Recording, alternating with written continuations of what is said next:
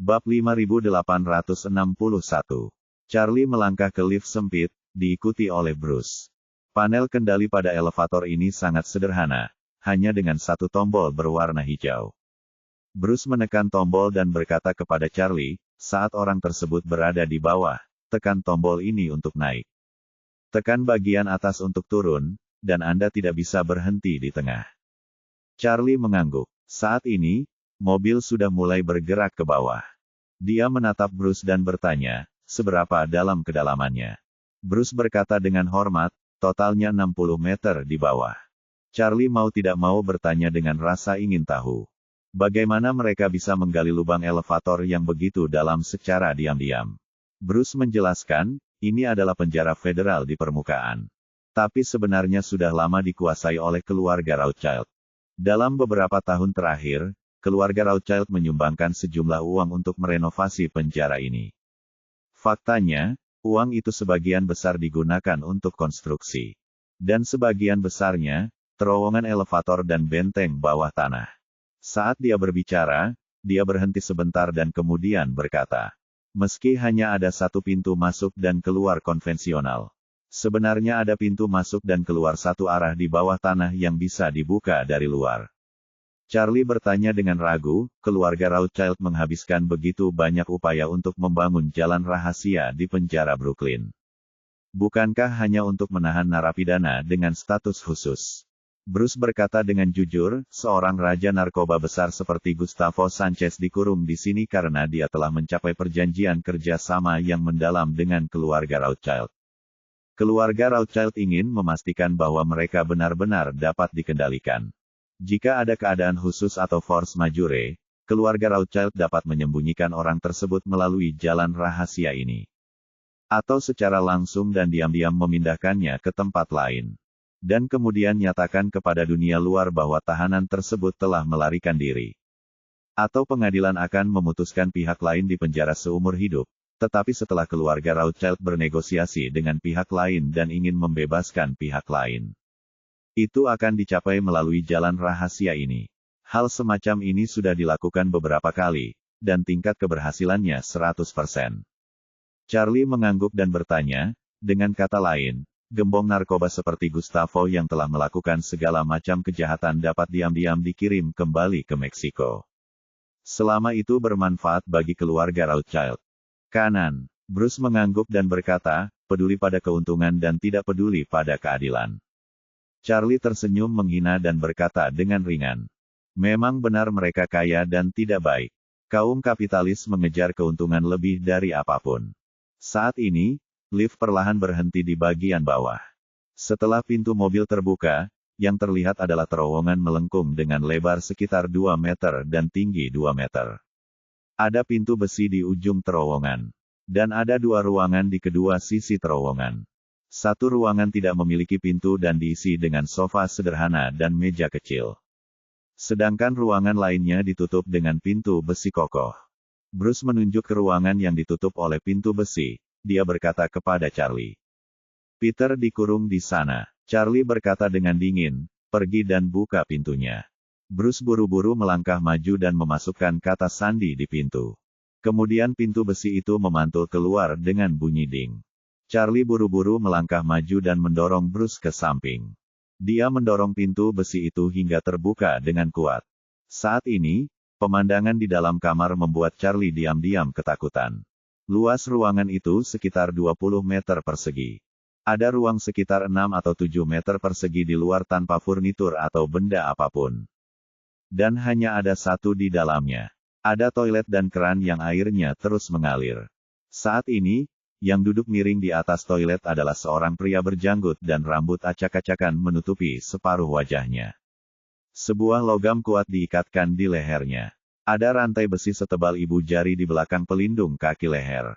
Dan panjang rantai ini cukup untuk memastikan bagaimanapun dia bergerak. Dia tidak bisa mencapai ruang terbuka 6 atau 7 meter persegi di luar. Dan hanya dapat dibatasi pada satu sisi dalam saja. Tidak ada tempat untuk duduk atau berbaring di seluruh ruangan. Tanahnya lembab dan dingin. Tikar jerami saja tidak ada, apalagi kasur.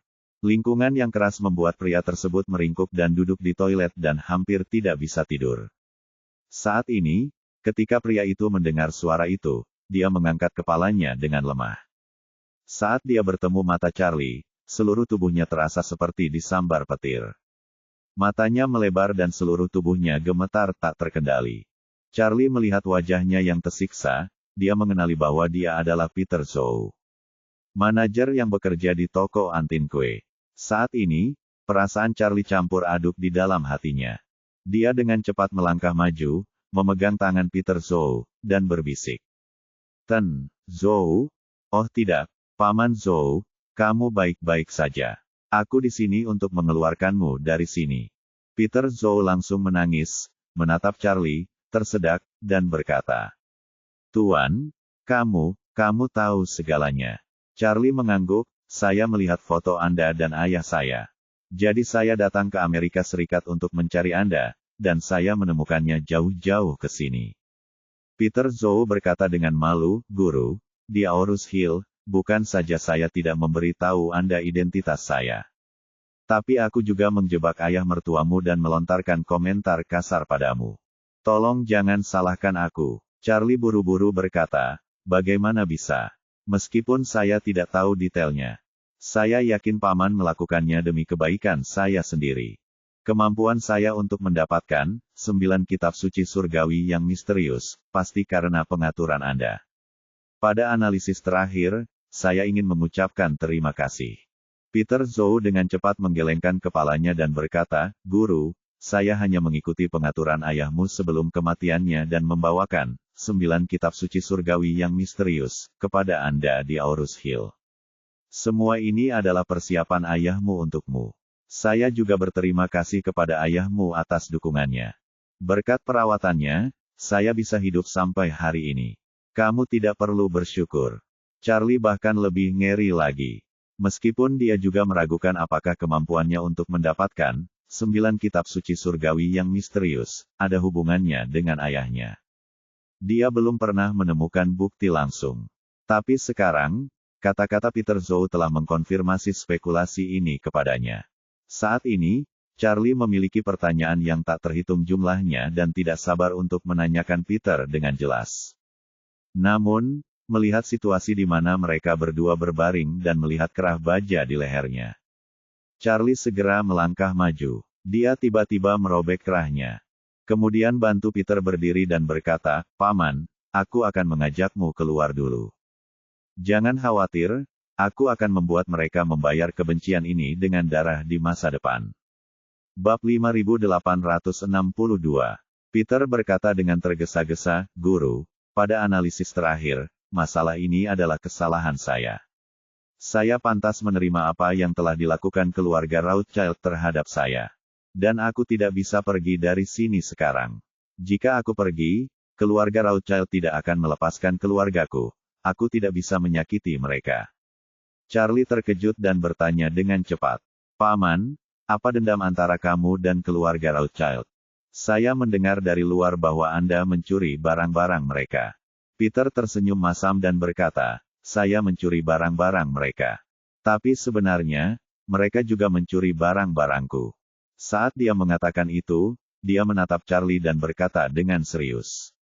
Tuan, Anda pasti memiliki banyak pertanyaan yang telah lama membingungkan Anda dan belum terjawab. Karena kamu telah menemukanku hari ini, aku akan menjawabnya satu persatu untukmu. Setelah aku menjawabnya untukmu, ada satu hal lagi yang ingin aku minta. Setelah mendengarkan apa yang Peter katakan, Charlie berkata tanpa ragu.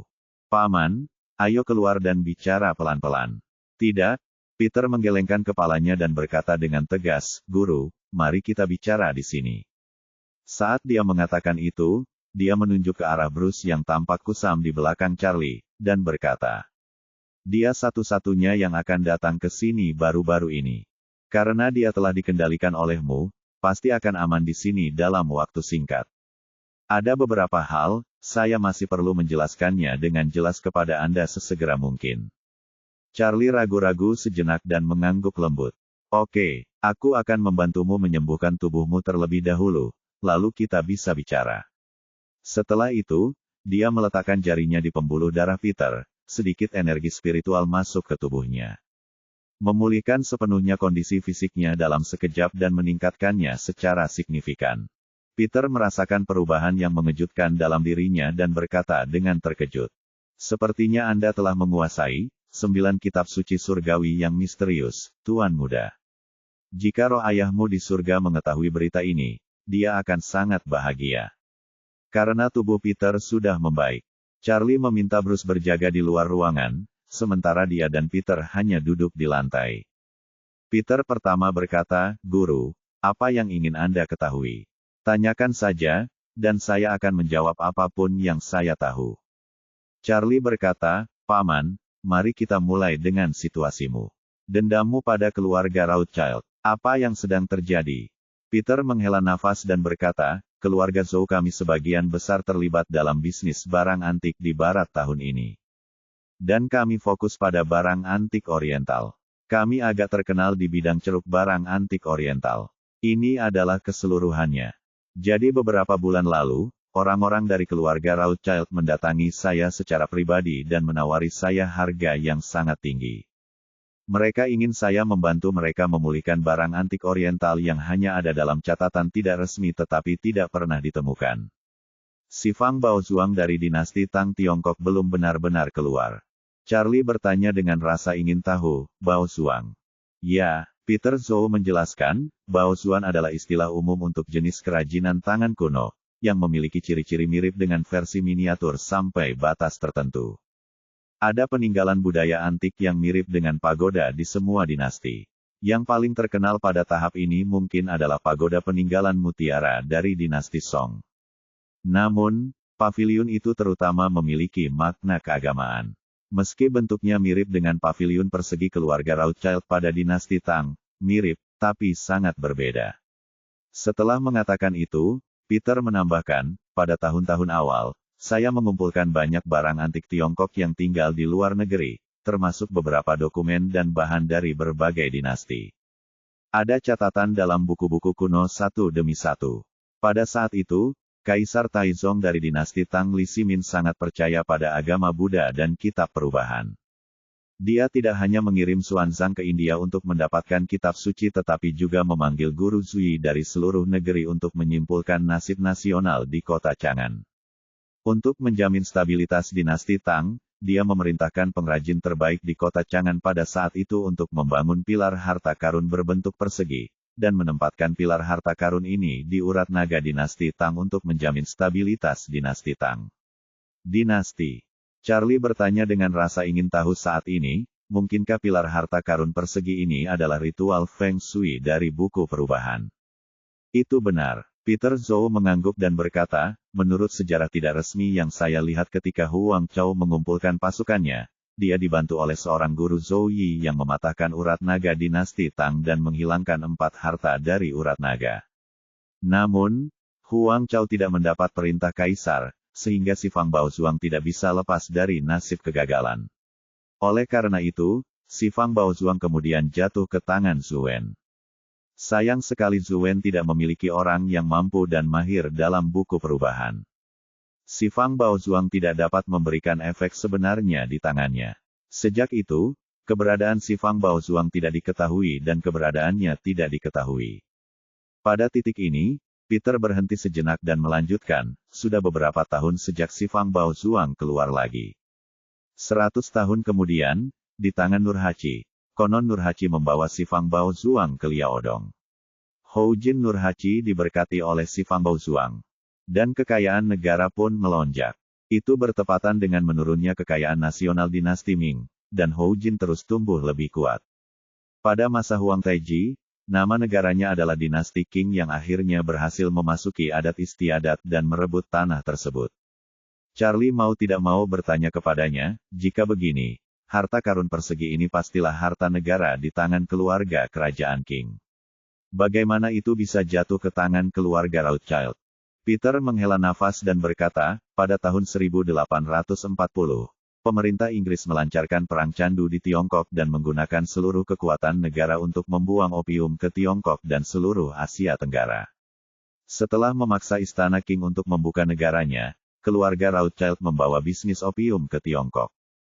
Belakangan, mereka hampir menguasai bisnis opium di China dan Asia Tenggara.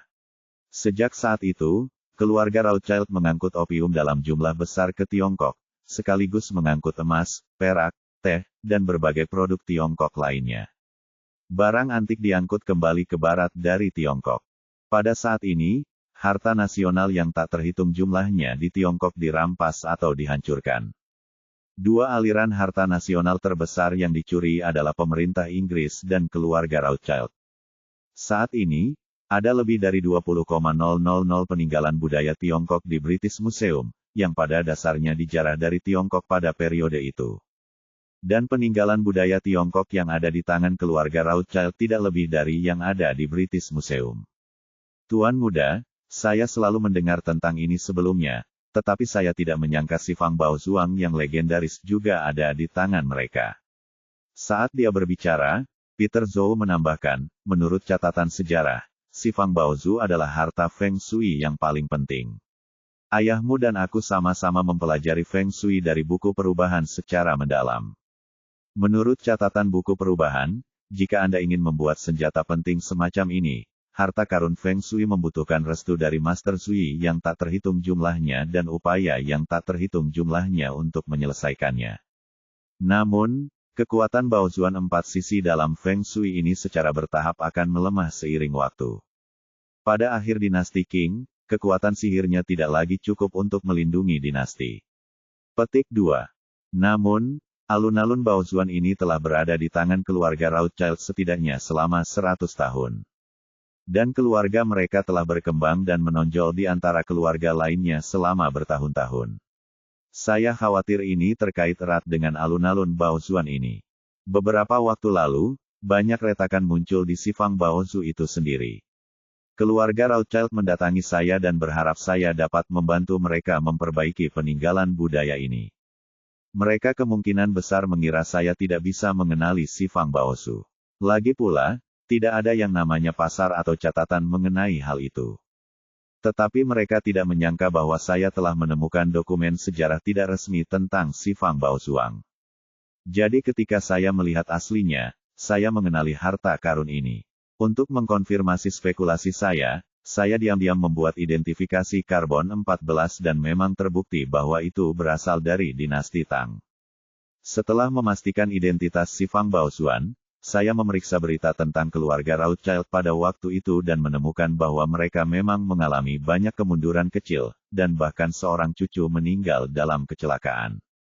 Saya kira ini pasti ada hubungannya dengan retakan di si Fang Baozuang, jadi saya sengaja memberitahu keluarga Rothschild bahwa si Fang Baozuang sudah ada terlalu lama. Penuaan dan pembusukan materialnya sangat serius, tidak seindah dan sereligius gedung peninggalan mutiara Song Zenzhen, dan nilai keseluruhannya tidak terlalu tinggi. Saya menyarankan mereka untuk melestarikannya secara statis dan tidak memperbaikinya dengan paksa. Namun, mereka bersedia mengeluarkan puluhan juta dolar agar saya dapat memulihkannya, jadi saya berpura-pura terkejut dan setuju. Dan memberitahu mereka bahwa restorasi akan memakan waktu lama, setidaknya beberapa bulan. Mereka harus meninggalkan si Fang Baozuan bersama saya, tetapi orang-orang datang untuk memeriksa kemajuan restorasi setiap hari.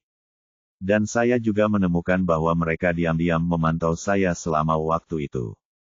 Dalam proses memulihkan si Fang Baozuan, saya semakin merasa bahwa benda ini tidak boleh dibiarkan menjadi milik keluarga Rothschild.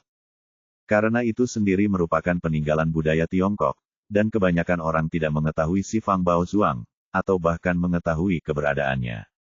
Tetapi ini adalah harta paling berharga yang hilang dalam 100 tahun penghinaan setelah perang. Saya telah bekerja keras selama bertahun-tahun untuk mengembalikan peninggalan budaya Tiongkok yang tersebar di barat ke Tiongkok. Jika saya bisa mengirimkan harta ini kembali, saya mungkin akan mati dengan damai dalam hidup saya. Jadi, saya memanfaatkan waktu perbaikan beberapa bulan untuk membuat si Fang Baozu palsu satu persatu. Dan mempermainkan mereka seperti seekor musang untuk seorang pangeran. Lalu diam-diam saya menyembunyikan si Fang Baozu yang asli dan menunggu kesempatan. Tapi kupikir setelah memberikan si Fang Baozuang palsu kepada keluarga Rothschild, setidaknya aku bisa membodohi mereka untuk sementara dan memberiku kesempatan untuk memindahkannya. Tapi saya tidak menyangka mereka mengambil si Fang Baobuan palsu. Setelah pulang ke rumah, mereka langsung melakukan uji karbon 14. Setelah mereka menyadari bahwa barang-barang saya telah dijatuhkan, mereka langsung ingin membawa saya pergi secara diam-diam.